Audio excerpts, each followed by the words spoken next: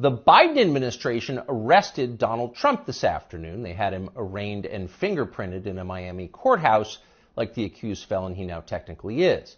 These were the first steps in a process that is designed to put Donald Trump behind bars for the rest of his life. What just happened was always going to happen. It's been inevitable since February 16th, 2016. That's the day Donald Trump made a blood enemy of the largest and most powerful organization in human history, which would be the federal government. Despite what you may remember, it wasn't anything that Trump had said about immigration or trade with China or rapists from Mexico. What matters, then and now, is foreign policy. The invasions and occupations and proxy wars, the decisions that determine which global populations will thrive and which will die. The policies that come with trillion-dollar price tags, the ones that over time have made the counties around D.C. the richest suburbs in the world. In Washington, that's what actually matters. And it's obvious when you look carefully. When there's a debate about anything else, for example, the debt ceiling, both sides take their assigned positions and they start yelling. But when Congress decides to start a war, no matter how foolish or counterproductive or obviously disconnected from America's core interests that war may be, when that happens, the leaders of both parties automatically jump behind it like circus clowns.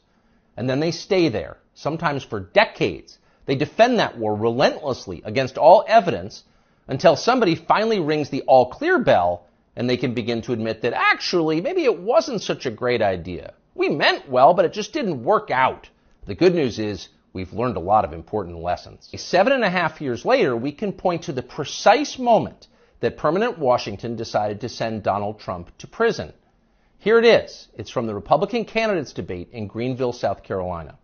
We should have never been in Iraq. We have destabilized the Middle East. They lied. They said there were weapons of mass destruction. There were none, and they knew there were none. There were no weapons of mass destruction. All right. We should never have been in Iraq, Trump said. We destabilized the Middle East. Now, by the time Trump said that, a lot of Republican primary voters were starting to reach the same conclusion. How could they not? But it was the next line that doomed Trump to today's arrest. They lied, he said. There were no weapons of mass destruction, and they knew there were none. Now, when he said that, a few in the crowd booed. Most just sat there in silence, stunned. Can he say that? Well, he said it anyway.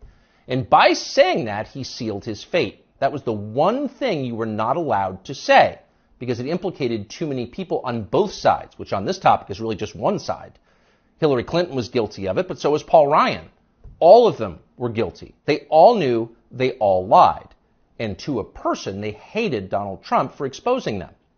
Whatever else you say about him, Trump is the one guy with an actual shot at becoming president who dissents from Washington's long-standing pointless war agenda. And for that one fact, they're trying to take Trump out before you can vote for him. And that should upset you more than anything that's happened in American politics in your lifetime.